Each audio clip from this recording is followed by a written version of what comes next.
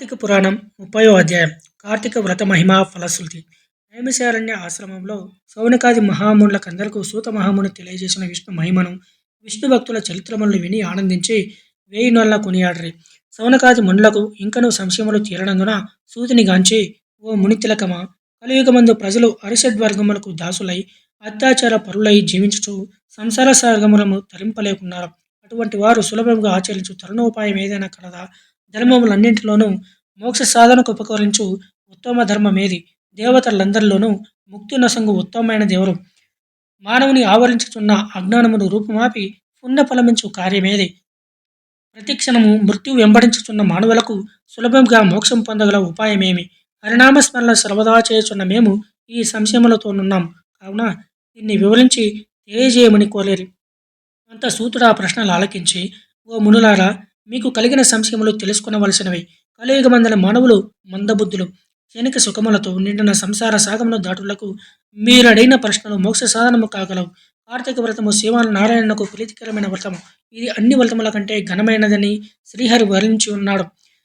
ఆ వ్రతమహిమ వర్ణించుటకు నాకు శక్తి చాలదు. అంతేకాదు, సృష్టికర్తయగు ఆ బ్రహ్మదేవునికి కూడా శక్యము కాదు. అయినను సూక్ష్మంగా వివరించదను. కార్తీక మాసమందు ఆచరించవలసిన పద్ధతుల్లో చెప్పుచున్నాను, శ్రద్ధగా ఆలకింపుడని చెప్పాను. కార్తీక మాసమున సూర్య భగవానుడు తులారాశి అందున్నప్పుడు శ్రీహరి ప్రీతి కొరకు మనకు ముక్తి కలుగుటకు తప్పనిసరిగా నదీ స్నానం చేయవలను. దేవాలయానికి వెళ్ళి హరిహరాదులను పూజింపవలను. తనకున్న దానితో కొంచెమైనా దీపదానం చేయవలను. ఈ నెల రోజులు ఏదో వండిన పదార్థములు తినకూడదు.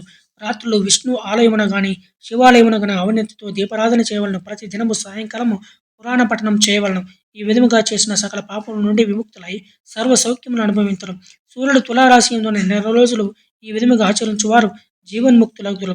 ఇట్లు ఆచరించుటకు శక్తి ఉండి కూడా ఆచరించక గాని, లేక ఆచరించు వారిని ఎగతాళి చేసిన గాని, వారికి ధన సహాయం చేయు వారికి అడ్డుపడిన వారును ముందు అనేక కష్టముల పాలొకటేగాక వారి జన్మాంతర మందు నరకములు యమకింకరుల చేత నానా హింసల పాలగుదురు.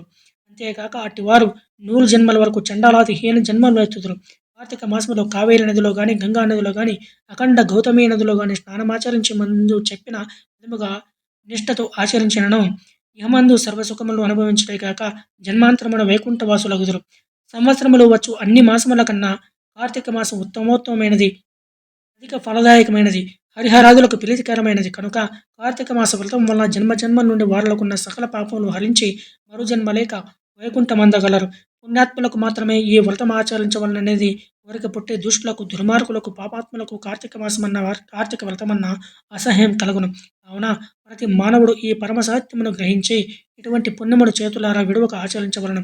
ఇట్లా నెల రోజులు చేయలేని వారు కార్తీక శుద్ధ పౌర్ణమి నాడు వేయను తమ శక్తి కొలది వ్రతమాచరించి పురాణ శ్రవణం చేసి జాగరణం ఉండి మరునాడు ఒక బ్రాహ్మణుకు భోజనమిడినచో నెల రోజులు చేసిన ఫలముతో సమాన ఫలము కలుగును. ఈ మాసములో ధనము, ధాన్యము, బంగారము, గృహము, కన్యాదానములు చేసినచో ఎప్పటికీ తరగని పుణ్యము లభించును. ఈ నెల రోజులు ధనవంతుడైనను, బీదవాడైనను, మరెవరైనను సరే శ్రీహరి నామస్మరణ చేయుచు పురాణములు వింటూ పుణ్యతీర్థములు సేవిస్తూ దాన ధర్మములు చేయుచున్న వాడిల వారికి పుణ్యలోకమబ్బును. ఈ కథను చదివిన వారికి, విన్న వారికి శ్రీమన్నారాయణుడు సకలేశ్వరములు ఇచ్చి వైకుంఠ ప్రాప్తి కలుగజేయను. ఇట్లు స్కాంద పురాణాంతర్గత వశిష్ట ప్రోక్త కార్తీక మహత్యమందలై 30వ ఆఖరి రోజు పారాయణం సమాప్తం.